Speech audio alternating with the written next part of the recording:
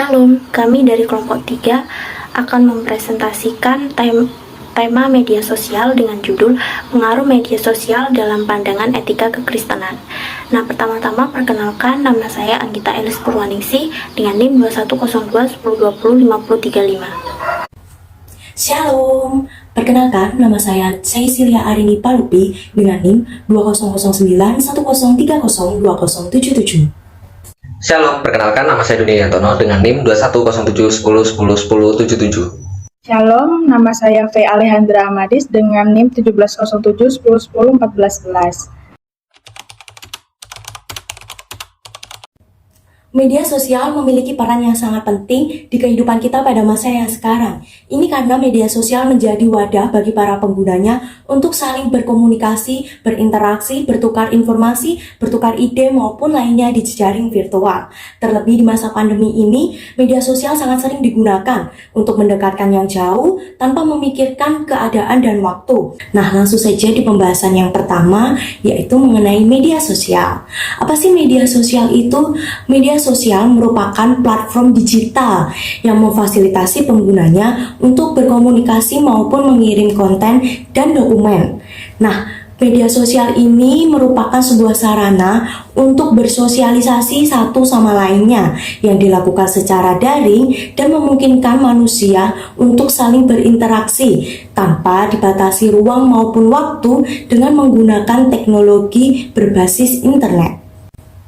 Dalam kekristenan sendiri, media sosial dapat digunakan sebagai penginjilan yang dilakukan secara digital dan sebagai sarana bagi umat Kristiani untuk melakukan ibadah yang diadakan secara online.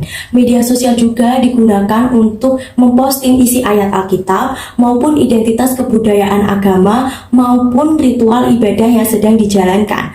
Begitu pula di masa pandemi ini, hampir seluruh gereja melakukan live streaming maupun membuat media sosialnya aktif untuk memberitakan kegiatan gerejawi yang sedang dilaksanakan. Ya, begitu saja penjelasan dari saya. Selanjutnya saya serahkan kepada rekan saya yang akan menjelaskan penggunaan media sosial yang baik dan benar menurut etika Kristen. Baik, di sini saya akan menjelaskan bagaimana cara menggunakan media sosial yang baik dan benar menurut etika Kristen. Sebelum menuju ke cara menggunakan media sosial menurut etika Kristen itu sendiri, kita harus tahu apa yang dimaksud dengan etika Kristen. Etika Kristen adalah suatu perbuatan yang mencerminkan atau seturut dengan kehendak Allah. Kita sebagai umat Kristen juga perlu menyaring apa yang masuk ke dalam hidup kita agar kita tidak mudah dipengaruhi oleh hal-hal buruk yang disebarkan melalui media sosial itu sendiri. Di sini saya akan menjelaskan cara menggunakan media sosial yang baik menurut etika Kristen. Yang pertama, kita tidak boleh menelan mentah-mentah atau mengambil suatu keputusan tanpa adanya penjelasan lebih jelas. Hal ini banyak tersebar melalui media sosial yang biasanya kita sebut dengan hoax. Sebagai umat Kristen, kita juga harus membenarkan sesuatu yang tidak baik dan tidak ikut menyebarkan berita-berita yang tidak jelas atau tidak ada kepastiannya. Yang selanjutnya, kita juga tidak boleh sampai meninggalkan Tuhan karena terlalu sibuk dengan media sosial. Kadang anak kecil, remaja, bahkan orang dewasa pun juga sampai lupa waktu mana yang buat Tuhan dan waktu mana yang buat pribadi. Kita juga harus membatasinya dengan memperkuat iman kita dengan cara mendekatkan diri kepada Tuhan dengan rajin beribadah, berdoa, saat teduh setiap harinya, dan mengisi waktu luang yang kita punya dengan membaca firman Tuhan. Dengan ini, kita dapat memperkuat iman kita terhadap adanya serangan media sosial yang tidak semuanya baik dalam hidup kita. Untuk materi selanjutnya akan dijelaskan oleh teman saya. Terima kasih. Jadi di sini saya akan menjelaskan tentang dampak dari penyalahgunaan media sosial dan bagaimana etika Kristen menanggapinya. Jadi ada dua aspek yang dapat mempengaruhi manusia dalam bermedia sosial, yaitu dampak negatif dan dampak positif. Jika dampak positifnya itu dapat mempererat hubungan silaturahmi atau hubungan dengan ilmu pengetahuan, menambah wawasan berpikir, dapat menyediakan informasi yang tepat dan akurat, menyediakan ruang untuk berperan positif seperti komunikasi dengan para tokoh agama dan para motivator, dan mengakrabkan hubungan pertemanan. Jika dampak negatifnya itu dari pornografi, game online, kecanduan game online yang juga bisa berbicara kotor, bahkan media sosial dan internet telah dijadikan modus penipuan bagi kaum penjahat yang mengambil berbagai macam keuntungan material. Itu sudah banyak sekali. Karena itu, kita harus bisa menangkal hal-hal buruk yang mencoba merasuki kita. Yang perlu kita bisa terima, dan kita tuh juga harus bisa tahu bagaimana kita tuh bisa menyaring apa yang tidak bisa kita terima. Dan kita tuh harus berusaha menghindari hal-hal negatif seperti porno, penipuan, game online yang kecanduan berlebihan. Dan kita tuh harus mengakui kalau kita tuh memang lemah. Dalam sosial media bisa dengan mudah merasuk ke dalam diri kita. Jangan sampai kita terinfeksi oleh media sosial. Kita harus rajin memperlengkapi diri kita dengan kebenaran firman Tuhan.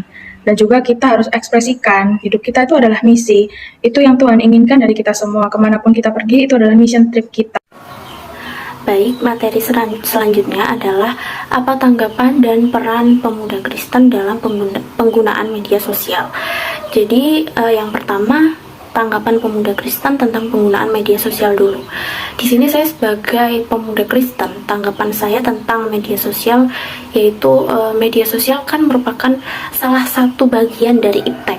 Nah, iptek sendiri ini adalah anugerah yang diberikan oleh Tuhan yang harus disyukuri, dikembangkan, dan digunakan untuk melayani Tuhan di kehidupan sehari-hari. Nah, yang selanjutnya ini adalah peran pemuda Kristen terhadap penggunaan sosial media. Nah, jadi peran pemuda Kristen ini sangat penting dalam perkembangan iptek karena pemuda ini merupakan ujung tombak terhadap sebuah perubahan besar.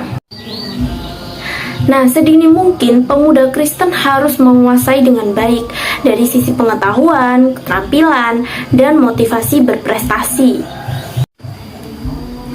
Dalam upaya pengembangan iptek, pemuda Kristen harus mampu memberikan teladan bagaimana cara penggunaan iptek atau media sosial yang objektif, jujur, terbuka, dan tentunya bertanggung jawab.